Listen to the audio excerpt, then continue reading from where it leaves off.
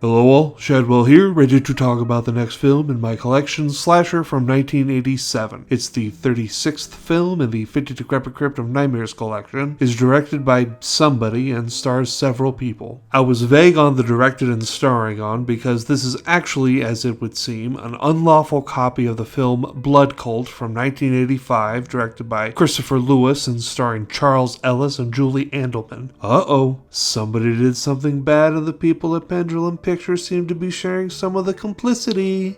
Allegedly. All I know is this film says it is presented by El Munez Jr. and calls itself Slasher, but other than that I could find no info for a supposed film called Slasher from 1987, which is when the disc sleeve says the film is from. Every search I make leads me back to two films. Blood Rage, a horror film from 1987 that had the alternate title of Slasher but is a completely different film. I know because I've seen it before, so no go there. The other connection is directly to Blood Cult, which I've never seen, but I have seen the trailer for, and it contains scenes from what I watched of Slasher. And when I looked up Blood Cult from 1985, it has the exact same plot synopsis and character names. Now, I didn't finish Slasher because at about the 45-minute mark, the audio cuts out for the rest of the movie, and I only fast-forwarded it off and on through the next 25 minutes, in which the audio did not come back at any time. But this is Blood Cult from 1985, no bones about it. And Blood Cult isn't just a nothing shot-on-video movie. It fancies itself the first shot-on-video horror movie made for the home video market in the 80s. Now, this isn't true as there were a few before it like Sledgehammer in 1983, but nevertheless, Blood Cult is not some random thing this El Munez Jr. found and gave to Pendulum Pictures to put in the 50 Decrepit Crypt of Nightmares collection. Now, I don't know what actually went down, so all of this is just circumstantial and alleged, I'm afraid, but it certainly looks and smells like something foul occurred here. Also, El Munez Jr. is awfully close to Lorenzo Munez Jr., the writer-director of the earlier 50 Decrepit Crypt of Nightmares movie Hip Hop Locos that I ripped a new asshole in an earlier review. I'm not saying they're connected, but I'll be damned if the similarities aren't shockingly close. Shockingly close. Anyway, maybe someday I'll get around to seeing all of Blood Cult, but as for 1987's